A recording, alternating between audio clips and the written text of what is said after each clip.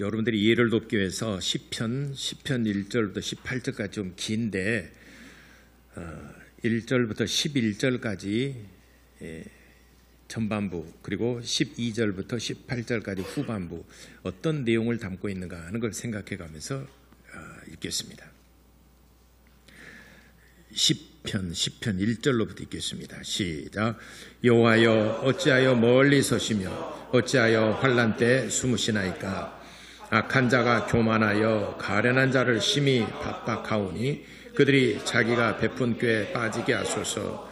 악인은 그의 욕심을 자랑하며 탐욕을 부리는 자는 여호와를 배반하여 멸시하나이다. 악인은 그의 교만한 얼굴로 말하기를 여호와께서 이를 감찰하지 아니하신다 하며 그의 모든 사상에 하나님이 없다 하나이다. 그의 길은 언제든지 견고하고 주의 심판은 높아서 그에게 미치지 못하오니 그는 그의 모든 대적들을 멸시하며 그의 마음에 이르기를 나는 흔들리지 아니하며 대대로 환난을 당하지 아니하리라 하나이다. 그의 입에는 저주와 거짓과 포악이 충만하며 그의 혀 밑에는 잔해와 죄악이 있나이다.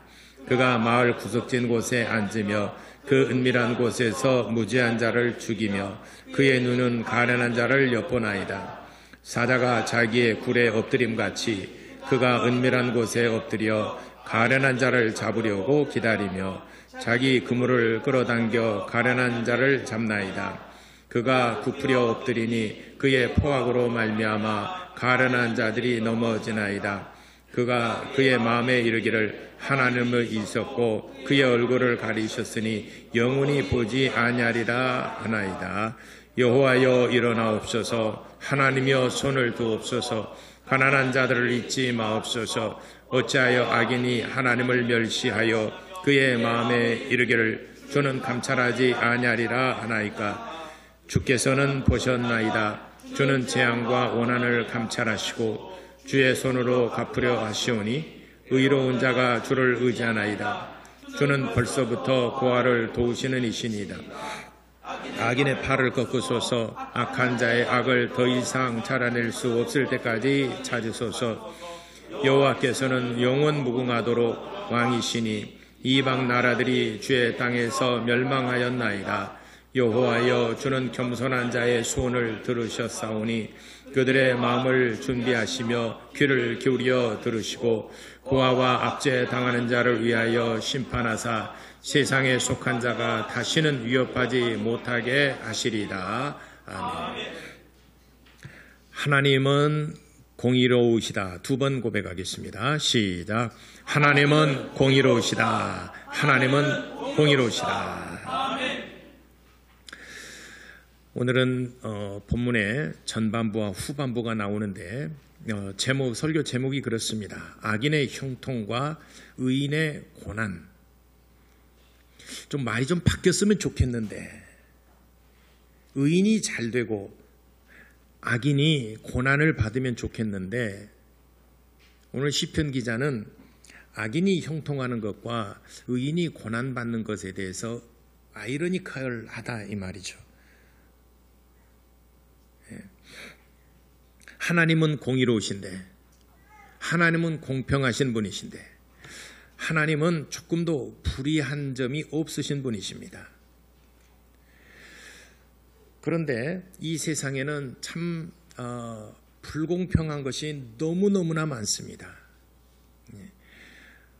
그래서 세상은 정직한 자의 손을 들어준 것이 아니라 오히려 불의한 자들의 손을 들어주고 오히려 불의한 자가 잘 되고 악인이 형통하고 모든 것들이 다 이 세상에 자기의 마음에 원하는 것들, 악의와 불의와 또 불공정하고 불공평한 것들이 오히려 합법화되고 있는 듯한 느낌을 갖는 게 오늘 세상 사람들입니다. 세상 사회입니다. 오히려 정직하고 의롭고 선하게 살려고 하게 되면은 많은 피해를 또 당하기도 합니다. 어찌 보면은 또 거짓말하고 권모술수를 써가지고 부자가 되는 사람들이 참 의외로 세상에는 많고 착하고 또 베풀며 살아가는 사람들이 오히려 더 가난하게 사는 경우가 세상에는 참 허다하게 많습니다. 이것이 세상입니다. 그래서 세상은 항상 정직한 자의 손을 들어주지는 않습니다. 왜 세상이 이런가? 왜 세상이 이렇게 혼란스럽고 혼돈스럽고 왜 우리의 생각과 다를까? 시편 기자도 오늘 이 본문 기록에 참 그것이 아이러니컬하다. 그래서 전반부에 제가 그 성경 읽기 전에 전반부 1절로부터 11절까지 그리고 12절로 18절까지 내용을 구별해서 유념하여 한번 같이 읽읍시다라고 했는데, 전반부 부분에는 부조리한 현실, 그리고 또 공의가 없는, 공평이 무너진 이런 현실들을 나열하고 있습니다. 그래서 구체적으로 어떤 것들이 세상에 불공평하고 어떤 것들이 세상에 불의한 것인가 보게 되면은 1절부터 보게 되면은 여호와여 어찌하여 멀리 서시며 어찌하여 환난 때에 숨으시나이까.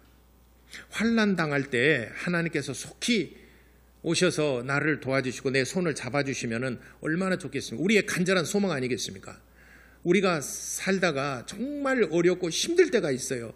하나님께서 얼른 내 손 잡아주시고 나를 일으켜 세워주시면은 그 고난을 당하지 않고 그 어려움과 환난을 당하지 아니하고 우리가 금방 일어나고 우리가 소망을 가질 터인데, 내가 환난을 당할 때 어찌하여 하나님께서 멀리 서서 지켜만 보고 계시고 어찌하여 환난 때에 숨으시나이까. 시편 1절에는 그렇게 시작하고 있습니다.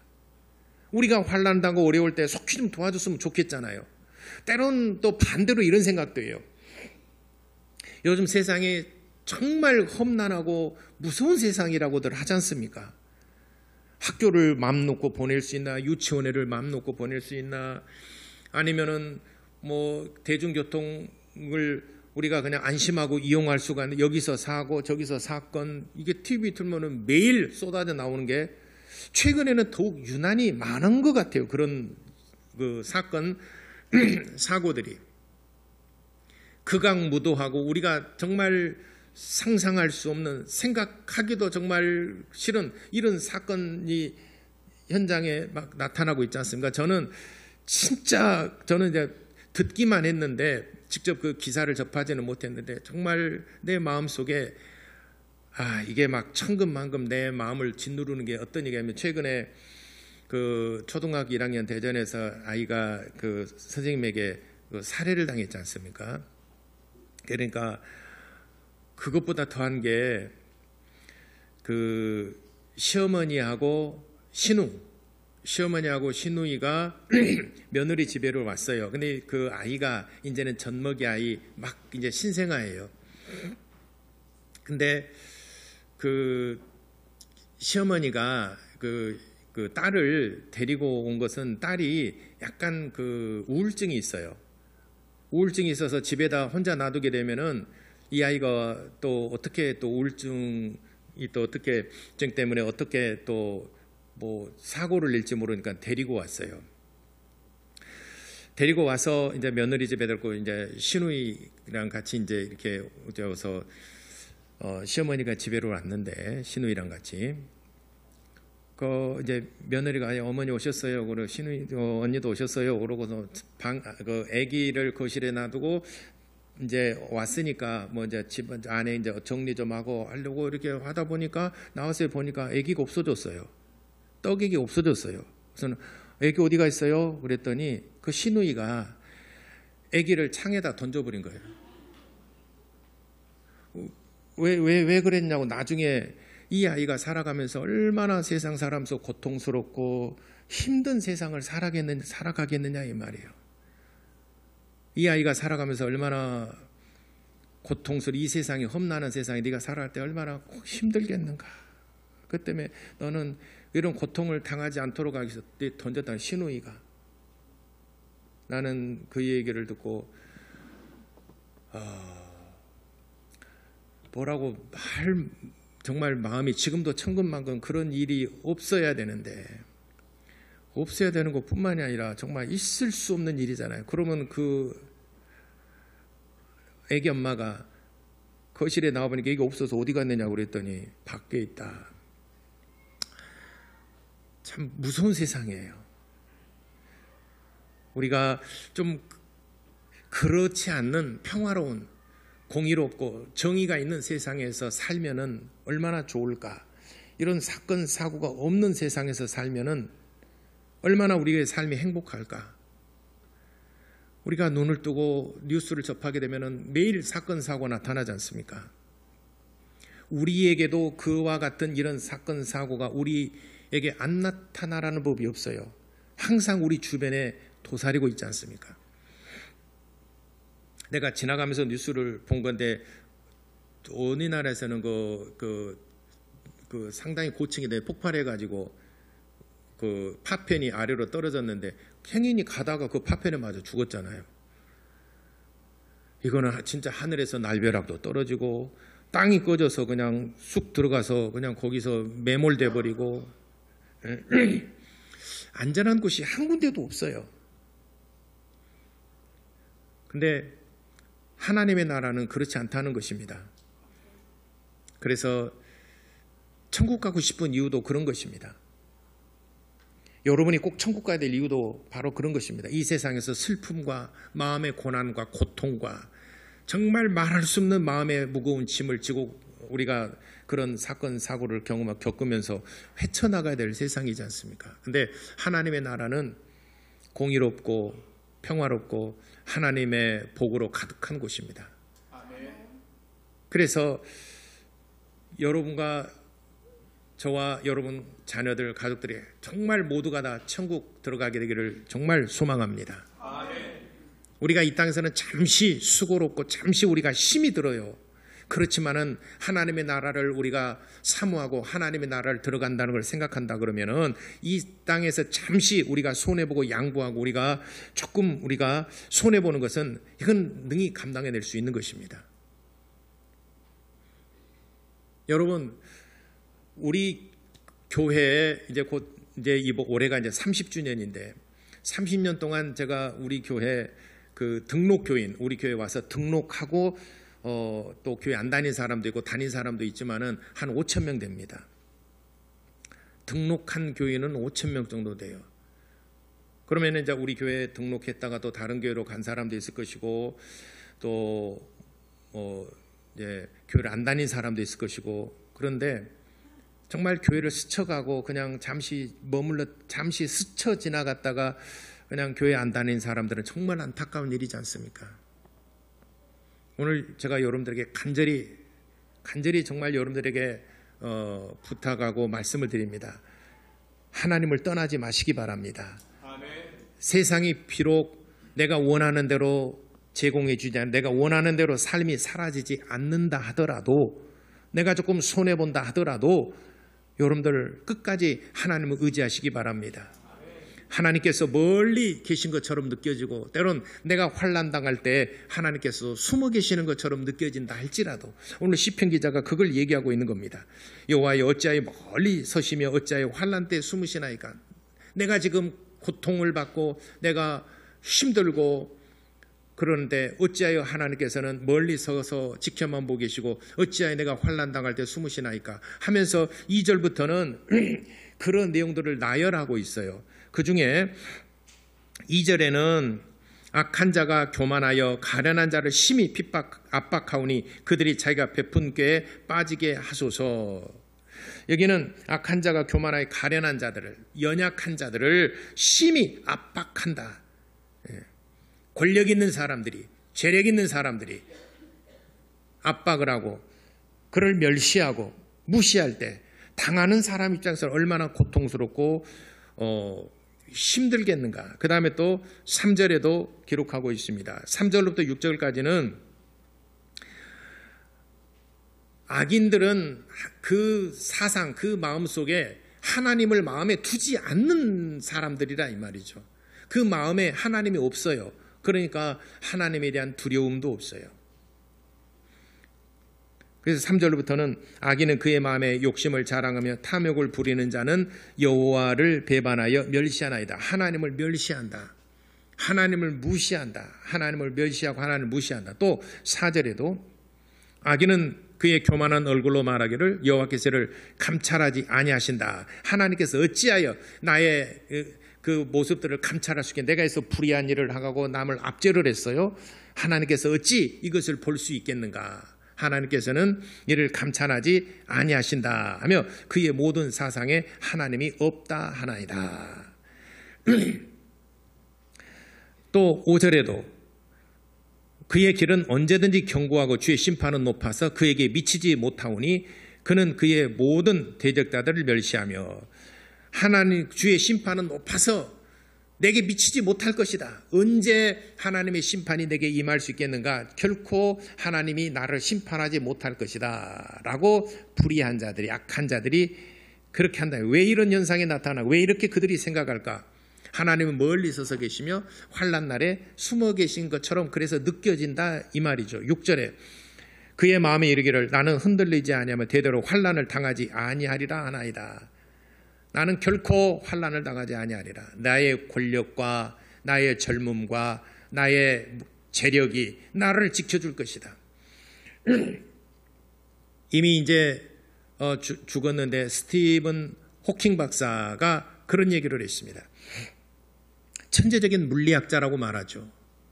아인슈타인 이후로 최고의 물리학자라고 말합니다. 수많은 학자들이 있었지만은 아인슈타인 이후로 최고의 물리학자라고는 스티븐 호킹 박사가 청년들을 대상으로 강연할 때 이런 말을 했습니다.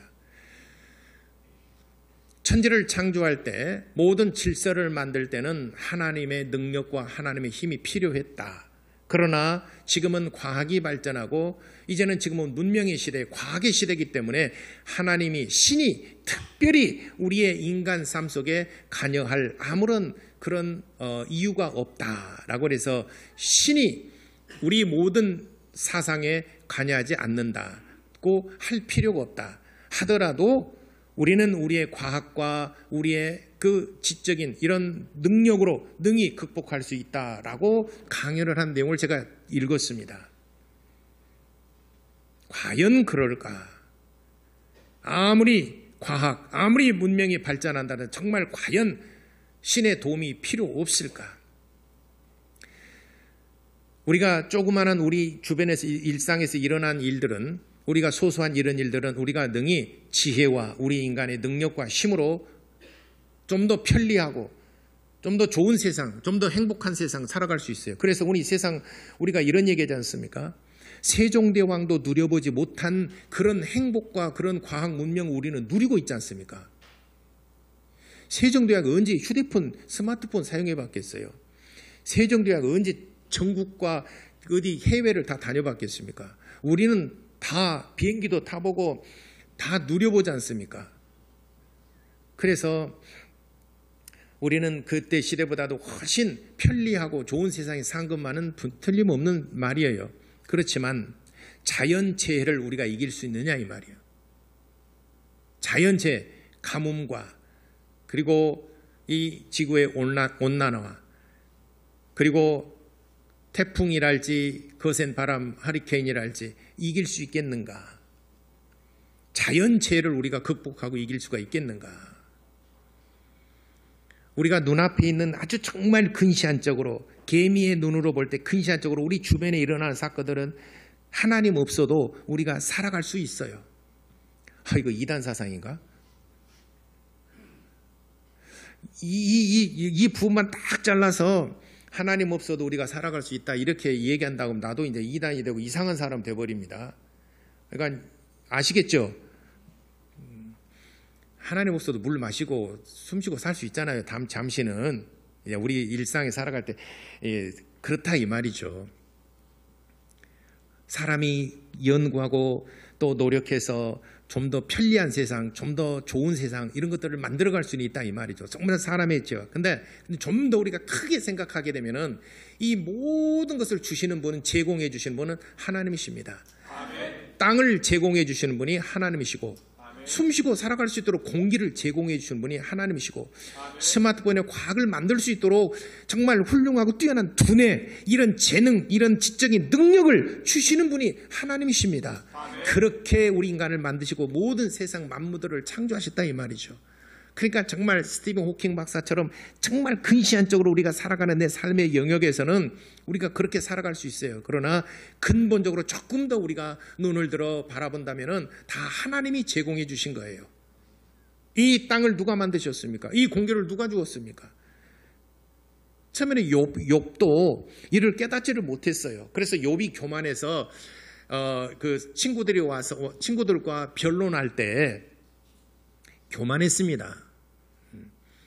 네가 아는 것이 뭐냐? 네가 아는 것만큼 나도 모르는 것 아니다 라고 하면서 엘리바스나 소발 빌닷 와서 그 세 친구들과 변론할 때 다 자기도 나도 너만큼 내가 부족한 것이 없다, 너보다 내가 부족한 것이 없다 라고 말했습니다. 설득이 안 됩니다.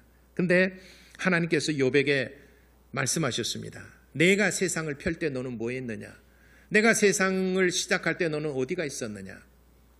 하늘을 펴고 땅을 펴서 거기에 물과 육지를 만들고, 그리고 공중의 새들과 하늘의 별들과 땅의 이런 식물들과 동물, 짐들 다 만들고 세상의 질서를 잡을 때 너는 어디에 있었으며 너는 뭐 했느냐? 너라는 존재가 도대체 얼마나, 네가 아까 친구들과 변론할 때 네가 모르는 것이 없는 것처럼 너 참 똑똑하다는 걸 네 스스로가 얘기를 했는데, 내가 이 세상 모든 만물을 시작할 때 너는 어디 있어도 뭐 너가 무엇을 하시면 너라는 존재가 도대체 어떤 존재인가 라고 물었어요.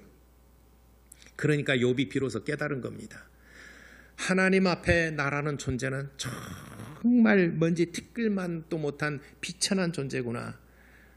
그래서 내가 이렇게 큰 죄인이오니 나는 죽어 마땅합니다. 비로소 하나님 앞에 회개하고 하나님 앞에 돌아옵니다. 세상 사람들 앞에서는 자기가 정말 높은 줄 알았는데 하나님 앞에서는 먼지 티끌만도 못한 보잘것없는 존재라는 것을 욥이 비로소 깨닫고 하나님 앞에 돌아옵니다. 여러분들이 하나님 앞에 여러분들이라는 존재가 도대체 얼마나 높고 얼마나 큰, 얼마나 많은 것을 가지고 있고 얼마나 또 능력 있는 존재입니까? 하나님 앞에서는 정말 아무것도 아닌 존재이지 않습니까? 하나님이 모든 세상 만물들을 만드시고 질서를 따라서 법칙들을 만들어냈는데 그 중에서 지극히 일부를 우리가 연구하고 노력해서 안 거예요. 우리 인간의 존재는 하나님 앞에서는 정말 비천한 존재이지 않습니까? 근데 오늘 이 시편 기자 3절, 4절, 5절, 6절에는 하나님이 없어도 내가 살아가는데 부족함이 없다. 하나님이 결코 심판하지 못할 것이다 라고 이 얘기를 하는 것을 의인이, 하나님을 섬긴 자가 듣고 있으니까 참 마음이 답답하고 참 세상 불공평하다라고 생각이 든 겁니다. 또 7절로부터 봅시다. 7절로부터 아까 11절 전반부 7절부터 11절까지는 어떤 내용이냐면은 의인이 악인에게 박해를 받고 핍박을 받고 압제를 받는 내용들입니다. 그의 입에는 7절 저주, 거짓, 포악이 충만해 그 혀 밑에는 잔해와 죄악이 있나이다. 그가 마을 구석진 곳에 앉으며 그 은밀한 곳에 무지한 자를 죽이며 그의 눈은 가련한 자를 엿보나이다. 이렇게 힘 있는 자가 힘 없는 자들을 압제하고 그를 박해하는 것을 말하죠. 사자가 자기 굴에 엎드려서 은밀한 곳에 기다렸다가 잡으려고 하는 것과 같도다. 세상은 그렇다는 거죠. 덫을 놓아서 그를 아주 공경에 빠뜨리고 그를 죽이려고 하나이다. 그래서 요즘에는 가스라이팅이라는 말이 유행어처럼 돼 있지 않습니까? 바로 가스라이팅 한다는 거죠. 가스라이팅을 어쩌면은 내가 A라는 사람이 정말 싫어요.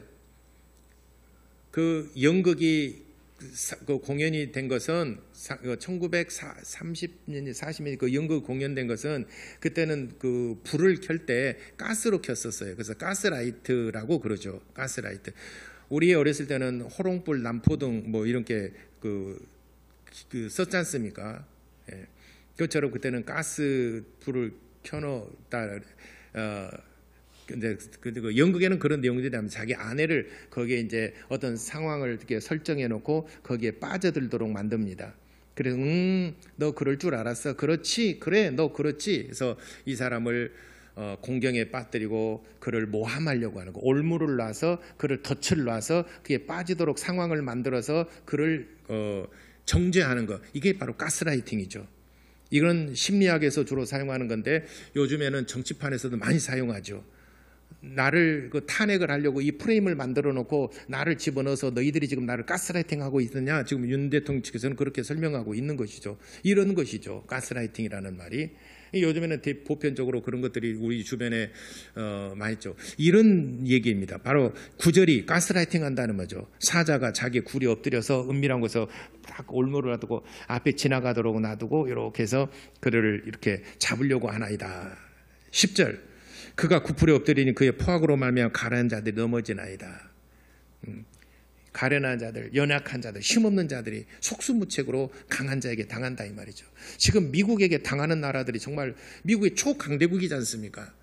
그러니까 어찌 보면은 자국의 경제를 살리기 위해서라고 하지만은 그 외 지금까지 모든 협정들을 다 깨버리고 지금은 무역 또는 관세 이런 모든 것들에서 어찌 보면 좀 횡포에 가까운 이건 미국 사람 이야기 설교 못 들으니까 횡포에 가까운 이런 그 협정을 하지 않습니까? 미국이 잘 살게 된 데는 지금까지 초강대국으로 잘 살게 된 데는 혼자만으로 잘 살게 되는 거 아닙니다. 여러분 회사와 여러분들이 잘 살게 되는 것은 여러분 혼자만으로가 아니라 주변에서 또 이웃에서 그 제품을 사주고 구매해주고 그 가게를 이용해 줬기 때문에 그래서 이 더불어 사는 사회라고 그러지 않습니까? 좀 더 확장해 보게 되면은 국가도 그렇습니다. 이웃 나라가 있어 서로 협력하며 살아가야 되지 않습니까? 자, 넘어가고 자 11절에도 그랬습니다. 그가 그의 마음에 이르기를 하나님이 잊으셨고 그의 얼굴을 가리셨으며 영원히 보지 아니하리라 하나이다. 이렇게 악한 자가 의롭게 살려고 하는 자들을 박해를 하고 핍박하는 것을 어찌하여 하나님께서는 멀리 서서 보고만 계시고 어찌하여 이런 상황들을 하나님이 다 보고 계시면서 침묵하시나이까 어찌하여 숨으시나이까 하는 것에 대한 탄식이에요. 전반부는.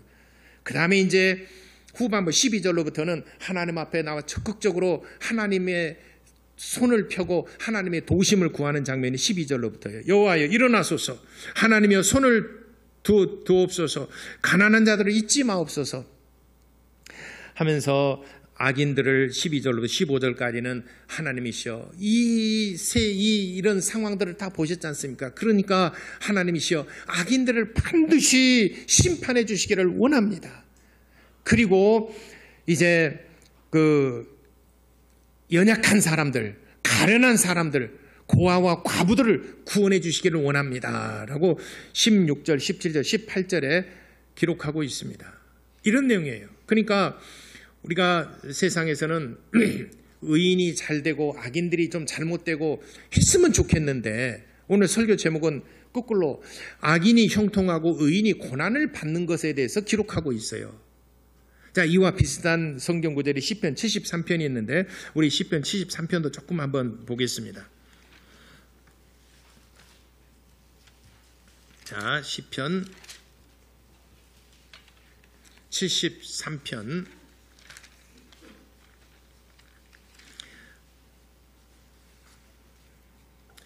시편 73편 여기도 아삽이 지은 시인데 여기도 보면은 1절로부터 보면은 하나님이 참으로 이스라엘 중 마음이 정결한 자에게 성을 행하시나 나는 거의 넘어질 뻔하였고 나의 걸음이 미끄러질 뻔하였으니 왜 내가 넘어질 뻔하였고 왜 내가 미끄러질 뻔하였느냐 내가 악인의 형통함을 받고 오만한 자를 질투하였음이라.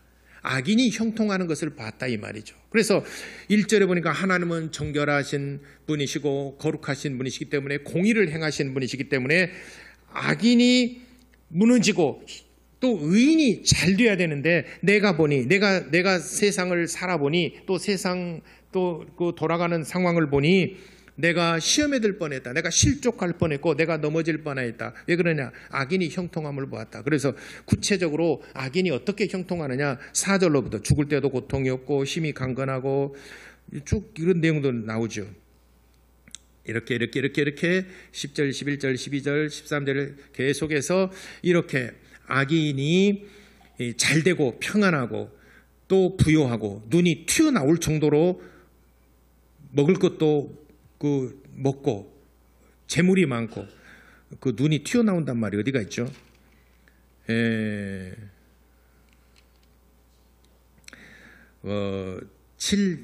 6절, 7절 살찜으로 그들의 눈이 튀어나온단 말이에요. 솟아난다겠구나. 그들이 소득은 마음의 소원보다 많으며. 여러분 소득이 마음의 소원보다 많으신 분 손 들어보세요. 한 사람 또 없네. 마음의 소원보다도 소득이 많은 사람 세상에 한 사람도 없어요. 살찜으로 그들의 눈이 솟아나며. 살찜으로 눈이 쏙 들어가야 되는데 나는 이 구절을 보면서 재밌어요. 이 표현이 너무 재밌어서 7절에 살찜으로 눈이 튀어나오면서 솟아나고 그들의 소득은 마음의 소원보다 많으며 내 평생의 소원은 내 마음의 소원보다 소득이 더 많았으면 좋겠습니다 라고 할 수 있겠지만 그렇지 않다 이 말이죠. 그들은 그런데 악인들은 살찜으로 눈이 솟아나고 그들의 내가 이게 투자를 하고 내가 이렇게 그 장사를 하고 내가 이렇게 했는데 내가 생각보다 훨씬 더 많은 소득을 얻게 되었다 이 말이죠. 누가? 악인들이. 하나님을 공경하지 못하고 하나님을 떠난 사람들이 오히려 그렇게 잘 되더라 이 말이죠. 그리고 계속해서 4절부터 5, 6, 7, 8, 11, 12, 16절까지 그래서 내가 이 이치를 어쩌면 내가 어떻게 이해해야 되는가, 이런 세상을 어떻게 내가 이해할까 생각한즉 이것이 내가 심한 고통이 되었나이다. 악인이 잘 되는 것이 내게 심히 고통이 되었나이다. 근데 17절로부터 20절까지 이렇게 얘기합니다. 하나님의 성소에 들어갈 때야 내가 그의 종말을 깨달았나이다. 주께서 참으로 그들을 미끄러운 곳에 두시며 파멸에 던지시니 그들이 어찌하여 갑자기 황폐되었는가. 놀랄 정도로 그들은 전멸하였나이다. 주여, 사람이 깬 후에는 꿈을 무시함 같이 주께서 깨신 후에는 그들의 형상을 멸시하리다. 이렇게 하나님께서는 마지막 때에 성소에 들어갈 때야 내가 깨달았는데 그들을 미끄러운 곳에 주셔서 그들이 졸지에 황폐하게 되는 이유 도대체 어찌 된 것인가. 그리고 27절 28절의 결론이 또 이렇게 나옵니다. 무릇 주를 멀리하는 자는 망하리니 음녀같이 주를 떠난 자를 주께서 다 멸하셨나이다. 하나님께 가까이 함이 내게 복이라. 내가 주 여호와를 나의 피난처로 삼아 주의 모든 행적을 전파하리다. 할렐루야. 마지막 때는 이게 처음에는 잘 나가지만 마지막 때를 보니까 결코 그렇지 않더라는 거죠. 무릇 주를 멀리하는 자는 망하리니 하나님을 가까이 함이 내게 복이라. 주를 멀리하는 자는 망한다라고 그랬습니다. 하나님을 가까이 함이 내게 복이라 이렇게 말씀했습니다. 왜 그러면 하나님께서 한참 멀리서 지켜보시고 마치 숨어 계시는 것처럼 이렇게 멀리서 간섭하지 않고 그들이 다 잘 되는 걸 보느냐. 여러분, 악인이 멸망할 때 처음부터 악을 꾀할 때 시작을 도모했는데 탁 맞고 못하게 했어요. 그래서 돌이켜서 잘못된 길을 돌이켜서 안 해야 되겠다 하는 것이 더 고소합니까? 아니면은 이 사람이 승승장구하고 잘 되고 모든 걸 다 얻고 자녀도 잘 되고 모든 거 다 잘 돼서 이 정점에 딱 이르렀습니다. 그때 팍 꺾어버린 것이 정말 더 통쾌하고 고소합니까? 전자예요, 후자예요? 우스워서 말도 안 나오죠.